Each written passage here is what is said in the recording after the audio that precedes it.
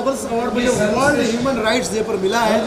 देखिए, ह्यूमैनिटी से बड़ा कोई ऑब्जेक्शन नहीं होता है। मुझे ऐसा लगता है हमें सबसे पहले हम इंसान हैं, ना हिंदू बनेगा ना तो मुसलमान बनेगा, इंसान की औलाद है तो इंसान बनेगा। ये मैसेज हमें सब तरफ फैलाना चाहिए। आज देश और दुनिया में, खासकर सोशल मीडिया के ज़माने में, ये बहुत ज़रूरी है कि हम सबको खुशियाँ बांटें। किसी को खुल के हंसाना बड़ी इससे बड़ी इबादत नहीं, किसी के दिल को दुखाना इससे बड़ी आदत नहीं। तो कोरोना काल में, भविष्य काल में, वर्तमान काल में, जो भूत काल में हुआ उसको रिपीट नहीं करना है हमें, और हमें एक दूसरे को संभालना है, दूसरे की ताकत बननी है। ह्यूमैनिटी का और इम्यूनिटी का ज़माना है ताकि हम हर संकट से परे हो जाए। ये मंगल पांडे जो मोमेंटो मिला है, आपको अवार्ड मिला है, उसके बारे में क्या कहना चाहिए? कैसी स्मृति है आपके जहन में मंगल पांडे को लेकर? ग्रेट क्रांतिकारी मंगल पांडे जी के नाम पर मुझे ये अवार्ड मिलता है। मैं समझता हूँ कि मैं समझता हूँ कि मैं आदमी को ढूंढ रहा हूँ, इनके बारे में मुझे डॉक्टर मिल गए, हम लोग मिल गए, इनके चरणों की धूल भी बन जाते हैं। और किसान बैठे हुए आंदोलन पे आज किसानों के हित में आदमियत खो किसान जो चाहता है अपने राइट को उसको सुनो लोगों से और उनके हित में कानून बनाओ। क्योंकि मुझे लगता है कि किसान, चार लोग जो है हमारे ज़िंदगी में सर्वोपरि है, उसके बाद ही दुनिया का कोई ताकत हो सकती है। माता पिता है, गुरु, जवान और किसान। धरती पर ये लोग हैं, हमारे सब कुछ है। भगवान ऊपर है, ऊपर से भगवान हमें आशीर्वाद देते हैं कि धरती पर चार लोग के बिना हम जी नहीं सकते, चार के बिना हम हो नहीं सकते। अन्नदाता है हमारे, पहले ये किसान हमारे अन्नदाता है, बाकी सब अन्यदाता है। क्योंकि कितना ही बड़ा कोई नास्तिक हो, कितना ही बड़ा नास्तिक हो, दिन में 2 बार पेट पूजा तो करते हैं। आप अनाज के बिना नहीं जी सकते हैं। मुझे ऐसा लगता है कि किसानों की बात, किसान जो हमारे देश की शान, जो आज हमारी शान, उनकी बात सुना जाए, उनके फेवर में इंसाफ किया जाए और उन्हें खुश रखा जाए। क्योंकि वो अपनी मेहनत से काम करते हैं, दिल से काम करते हैं। उन्हीं के काम की वजह से हम सब सुनील जी, और एक आपसे सवाल जानना चाहेंगे कि किसानों ने अभी अनाउंस कर दिया है कि हम आने वाले दिनों में नेताओं का घेराव करेंगे, अडानी अंबानी का घेराव करेंगे। तो कैसे देखते हैं आप? लगता है कि अब तो कहीं ना कहीं बात किसी और जगह जा रही है, किसान इस तरीके का काम कैसे करेंगे? देखिए, जो राजनीति कर रहे हैं उनसे मैं बराए मेहरबानी हाथ जोड़ के विनती करता हूँ कि इस विषय में ये इससे बड़ी कोई गद्दारी नहीं हो सकती। ज़मीन से जुड़े जो आज देखिए, कल्चर के नाम पे सिर्फ एग्रीकल्चर बचा हुआ है। हमारे देश में कल्चर खत्म हो गया, सिर्फ एग्रीकल्चर बचा हुआ है और उसके पुत्र हैं किसान, एग्रीकल्चर के पुत्र, धरती के लाल। उनको आप समझिए और उनके पॉलिटिक्स ना करें।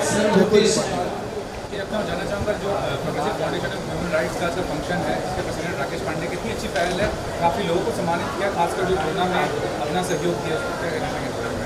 आज जो इन्होंने जो फंक्शन जो किया है वो सचमुच लाजवाब फंक्शन है। क्योंकि हर कोरोना में हर लोगों ने अच्छा प्रोग्राम किए हैं, लेकिन सबसे बेटर जो प्रोग्राम राकेश जी पांडे ने किया है, इसमें से कोरोना में वो प्रोग्राम भी लिया है, सोशल लाइफ भी उन्होंने सोचा है, और उसके बाद में उन्होंने कोरोना के बारे में आदमी ने क्या सोचना चाहिए, कैसा रहना चाहिए और उसके बारे में प्रिकॉशन क्या लेनी चाहिए, ये पूरा ऐसा जैसा कि एक तरफ से मिक्सिंग करके उन्होंने अच्छा तरफ से प्रोग्राम बना दिया है। मैं शिवसेना की तरफ से ये प्रोग्राम को धन्यवाद देता हूँ और ऐसे ही प्रोग्राम हर टाइम में हो जाए और उसे उनका सब टीम का यहाँ मैं धन्यवाद देता हूँ, ताकि ये बम्बई में फर्स्ट टाइम ये अच्छा प्रोग्राम हो गया है। राकेश पांडे अच्छा पहल है, काफ़ी लोगों को सम्मानित किया, खासकर जो कोरोना में। आज 10 दिसंबर विश्व मानवाधिकार दिवस। मानवाधिकार दिवस इसलिए मनाया जाता है कि भाई लोगों का एक फंडामेंटल राइट्स है, और संतोष पांडे जी, उनके भाई राकेश पांडे जी जो पूरे राष्ट्रीय अध्यक्ष हैं, वो हर वर्ष इस प्रोग्राम को मनाते हैं और लोगों को अवेयर करते हैं, लोगों को उसकी जानकारी देते हैं विश्व मानवता के लिए। और मानवता के लिए लोगों को जागरूक होना चाहिए, ये हमारा फंडामेंटल अधिकार है। चाहे वो स्कूल हो, चाहे अस्पताल हो, चाहे कोई सरकारी कार्य हो, कोई सरकारी कामकाज हो, हर चीज़ में लोगों को बढ़ चढ़ के हिस्सा लेना चाहिए और सरकार हमारे लिए प्रतिबद्ध है, हमारे कार्य के लिए प्रतिबद्ध है, हमारे सेवा के लिए प्रतिबद्ध है। जनता उसका कर देती है, जनता कर चुकाती है, जिससे उन लोग सरकारी कर्मचारी लोग हैं तो मानवाधिकार लोगों को जागरूक करने के लिए ये कार्यक्रम हर वर्ष मनाया जाता है और उसी प्रकार ये आगे से चलता रहेगा और लोगों को उसकी जानकारी अवेयरनेस देते रहेंगे। लालजी भैया बहुत दिनों से आप जुड़े हैं इस संस्था से, सामाजिक संस्था है और आप भी सामाजिक वर्क करते रहते हैं। कैसे देखते हैं इन सब चीज़ों को जब काफ़ी दिनों से ये चल रहा है आगे, कैसे देखते हैं, क्या कहना सही पूछा। मैं पूर्व पार्षद हूँ और अभी मैं मुंबई प्रदेश महामंत्री रह चुका हूँ भारतीय जनता पार्टी में। आज मैं भाजपा का जिला मंत्री हूँ और ये जो संस्था है वो लोगों को अवेयर करने के लिए, लोगों को सामाजिक और समरसता के लिए जानी जाती है और मुझे अभी मुंबई इंचार्ज दिया गया है इस संस्था से। Progressive foundation on human right में मुझे मुंबई का इंचार्ज दिया गया है। मैं इस संस्था को हर जिले जैसे मुंबई के अंदर 6 जिले होते हैं, उस 6 जिलों को जिला अध्यक्ष बना के, हर मंडल को मंडल अध्यक्ष बना के इस संस्था को जन जन तक पहुंचाने का कार्य मुझे जिम्मेदारी दी गई है। वो मैं भली भांति उस जिम्मेदारी को निभाऊंगा और लोगों तक पूरी जानकारी पहुंचाने का कोशिश करूंगा। मैं पिछले 3 सालों से यही रोटरी क्लब में आ रहा हूँ और मैं देख रहा हूँ कि इनके राकेश पांडे जी है, उनके भाई मुकेश पांडे जी है, लालजी यादव जी है, उनके कोऑर्डिनेटर है प्रोग्रेसिव फाउंडेशन के, तो बहुत अच्छा कार्यक्रम ये करते हैं ह्यूमन राइट्स के लिए। और मैं लालजी यादव से भी रिपोर्ट मिलती है हमें कि भाई कि प्रोग्रेसिव फाउंडेशन जो है अच्छा कार्य कर रहा है, लोगों की मदद कार्य कर रहा है, तो सुनकर हमें भी बड़ा गर्व होता है कि इस तरह का फाउंडेशन जो मानवता के लिए कार्य कर रही है, तो ये बहुत अच्छा सराहनीय कार्य है। और इस कार्य का जो इधर हर दिसंबर की 10 तारीख को जो कार्य प्रोग्राम होता है और उसके मार्फत भी हमें पता चलता है कि प्रोग्रेसिव फाउंडेशन जो है कितना अच्छा जन कल्याण के लिए कार्य कर रहा है। और इसमें जुड़े मैंने देखा है कि हर तरह के लोग जुड़े हैं, फिल्म से जुड़े हुए हैं, एडवोकेट लोग हैं, सामाजिक लोग हैं, ऐसे बहुत से लोगों को जोड़कर बनाया हुआ एक संगठन है जो आज इस भारत देश में काम कर रहा है। और कोविड के इसमें भी उन्होंने बहुत अच्छा काम किया है, तो मेरी तो उनके लिए एक बहुत बधाई के पात्र है राकेश जी, लालजी यादव जी, कि ऐसे ही कार्य करते रहे और गरीबों का जो कमी रहती है वो उनके लिए ये सदा कार्य करते रहे। और इनका नाम हिंदुस्तान में बाहर गांव में भी जाके अभी फर्स्ट टाइम आया है फाउंडेशन में और रात को मुकेश जी का फ़ोन आया और अभी राकेश जी से मुलाकात हुई और मुझे इसके बारे में ज़्यादा मैं नहीं जानता हूँ बिकॉज फर्स्ट टाइम मैंने ये प्रोग्राम अटेंड किया हुआ और बहुत अच्छा लगा मुझे ये फंक्शन देख के बहुत अच्छा लगा। और अगर जनता का सेवा ये लोग करते हैं और बिगर कोई इसके इच्छा के तो बहुत अच्छी बात है। हम लोग का सपोर्ट है उनके साथ और बस इसी तरह प्रोग्राम करते रहे और लोगों का सेवा करते रहे। मूवी रिलीज़ नहीं कर रहा हूँ, मैंने जितना कर लिया मैंने बहुत सारा टेलीविज पिक्चर बनाई, फोटोग्राफी, डायरेक्शन,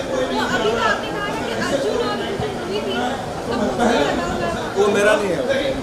मैं भोजपुरी पिक्चर नहीं करता हूँ, मैं हिंदी पिक्चर ही करता हूँ। अभी बहुत सारे पिक्चर किए मैंने, सब सुपरहिट पिक्चर है। और पहले मैं कैमरामैन था, 25 पिक्चर किया। अभी फोटोग्राफी एंड डायरेक्शन में 23 पिक्चर किया, साजन, बलमा, दिलका क्या कसुरा, आरजू वगैरह। बाकी बस गौरव जी आपसे ये भी जानना चाहेंगे कि शहीद मंगल सिंह अवार्ड से सम्मानित किया गया है, कितना गौरवान्वित महसूस कर रहे हैं? देखिए बहुत शुक्रिया मुकेश पांडे जी का, राकेश पांडे जी का कि मुझे यहाँ पे बुला के इज्जत दिया। बिकॉज मैं ऐसे प्रोग्राम करके मैंने अटेंड नहीं किया, लेकिन आज फर्स्ट टाइम मैं अटेंड कर रहा हूँ, फर्स्ट टाइम इनको मिल रहा हूँ मैं, लेकिन बहुत अच्छे लगे। तो इनके साथ अभी हमेशा हम लोग मिलते रहेंगे बस, और भगवान करे इनका प्रोग्राम ऐसे चलते रहे। कल वर्ष हम इसमें आए, पिछले साल भी आए थे। समाज का काम समाज में करना आसान नहीं होता, क्योंकि हर आदमी को अपनी पड़ी हुई है, किसी को फुर्सत नहीं होती। और ऐसे विषम समय में जहाँ आदमी इतना स्वार्थी हो गया है कि अपने छोड़ के दूसरे के लिए कुछ करने का नहीं है उनके अंदर कुछ जज्बा।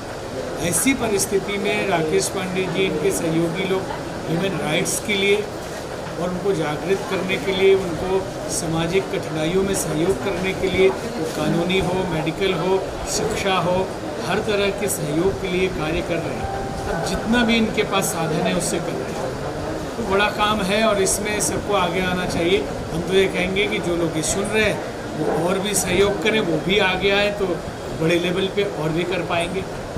राकेश जी, आप क्या कहना चाहेंगे इस ओवरऑल पूरे कार्यक्रम को लेके?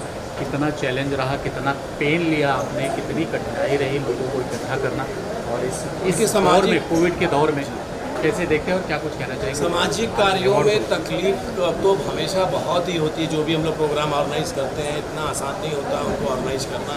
और पिछले 10-15 सालों से हम लोग ये लगातार, यहाँ ही नहीं, मुंबई ही नहीं, भारत के तमाम हिस्सों में, दिल्ली हो, पंजाब हो, लखनऊ हो, इवन तक कि हैदराबाद हो, कोई सी भी जगह ऐसी नहीं जहाँ हम लोग इस तरह के प्रोग्राम्स नहीं करते। फिलहाल मैं आज इस प्रोग्राम के बारे में जो आपने पूछा कि कितनी डिफ़िकल्टीज हुई, वाकई बहुत डिफ़िकल्टी हुई। इसके अंदर बहुत सारे और भी अतिथि थे जो नहीं आ पाए क्योंकि 24 घंटा पहले इसके अंदर रिपोर्ट करानी पड़ती है महाराष्ट्र में आने के लिए। मैं कहता हूँ सरकार को इसको कुछ आसान करना चाहिए। किसी को इमरजेंसी होगी तो पहुँच नहीं पाएगा। और दूसरा, मैं सरकार को ये भी अपील करना चाहूँगा कि जब यहाँ कोई पहुँचता है तो उसका 1400 रुपीज़ उसका टैक्स का भी लगता है। तो मैं ऑफकोर्स ये समझ सकता हूँ कि महाराष्ट्र में हम भी आए, टेस्ट करा के आए हैं। I love Maharashtra.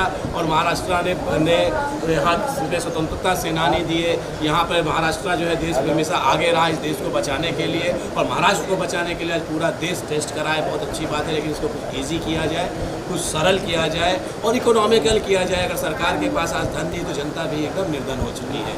और दूसरा, इसके माध्यम से एक और आवाज़ हमने हमारे अपने प्रोग्राम के द्वारा कोई ऐसी सीरियस ढंग से बात नहीं उठाई है। जिन लोगों ने प्रोग्राम देखा, हमने बहुत ही इजीली ढंग से, चाहे सुनील पाल जी हो, चाहे स्वामी जी हो, हमने बहुत लाइट ढंग से एक बात रखी है इसके अंदर कि कोरोना है, कोरोना से लड़ना है, कोरोना बीमारी से लोग मरते हैं, लेकिन उसको उतना ही सीरियस लेना चाहिए। मरीज के साथ स्वामी जी ने जैसा आज खास तौर पर बहुत ही अच्छी बात उन्होंने की, दिल छू लेने वाली बात की कि मरीज के साथ जो व्यवहार अंदर होता है, उसको जो खाना नहीं मिल पाता, चीज़ें नहीं मिल पाती और दूसरे कोई कॉम्प्लिकेशन होते हैं, उससे इसके अंदर डेथ हो जा रही है। तो हमको उनके साथ विनम्रता से बात करनी चाहिए, उनका देखभाल सही करना चाहिए। इस तरह का बहुत बड़ा निराकरण हुआ और इसके अंदर सब वक्ताओं ने जो बात बोली, हम एक रिजल्ट लेके यहाँ से ज़रूर जा रहे हैं कि 100% हम कोरोना से, जितने लोग इस वक्त जो है कोरोना के डर में हैं या भय में हैं, हम उनको संदेश दे रहे हैं कि इस चीज़ को उतना ही समझो, इसके साथ जो नियम है भले पालन करो, लेकिन डरो